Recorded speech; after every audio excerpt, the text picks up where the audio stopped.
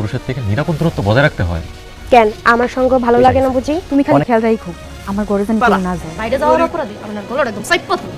এনে কি আসসালামু আলাইকুম বন্ধুরা, আবারও চলে আসলাম আমাদের সবার প্রিয় নাটক সত্যের মৃত্যু নিয়ে 26 নাম্বার এপিসোড নিয়ে। বন্ধুরা 19 নাম্বার এপিসোডটি একটি টান টান উত্তেজনার মাধ্যমে শেষ হয়। 19 নাম্বার এপিসোডে সে ভণ্ডপীরের আসল চেহারা আমাদের সামনে খুলে যায়।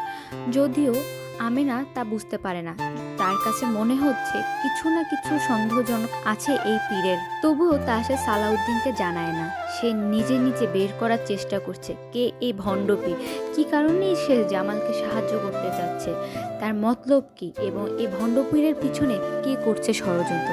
এই সব কিছু আমেনা বের করার চেষ্টা করছে। যদিও সে মনে মনে বুঝতে পেরেছে এই ভণ্ডপীরের পিছনে রয়েছে তার অসৎ শাশুড়ি, কারণ এই ভণ্ডপীরের সাথে যোগাযোগের পর থেকে সালাউদ্দিন ও তার বাবার সম্পর্কে ফাটল ধরে। এছাড়াও জামাল এই ভণ্ডপীরের অনেক বড় ভক্ত হয়ে গিয়েছে। আমেনার মনে সন্দেহ জাগে, কেন এই পীর সালাউদ্দিনকে বারবার তার বাড়ি যেতে বলে। এর পিছনেই এই পীরের কোনো না কোনো স্বার্থ রয়েছে। আর কেনই বা এই পীর শুধুমাত্র সালাউদ্দিনকে তার বাড়িতে যেতে বলে।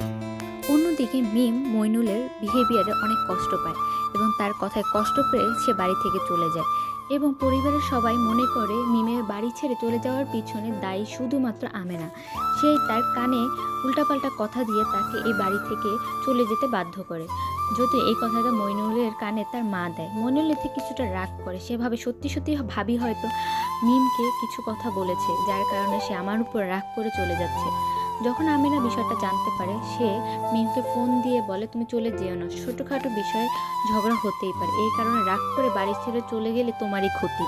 এই কথা শুনে মিম তার ভুল বুঝতে পারে এবং মিম বাড়িতে ফেরত আসে।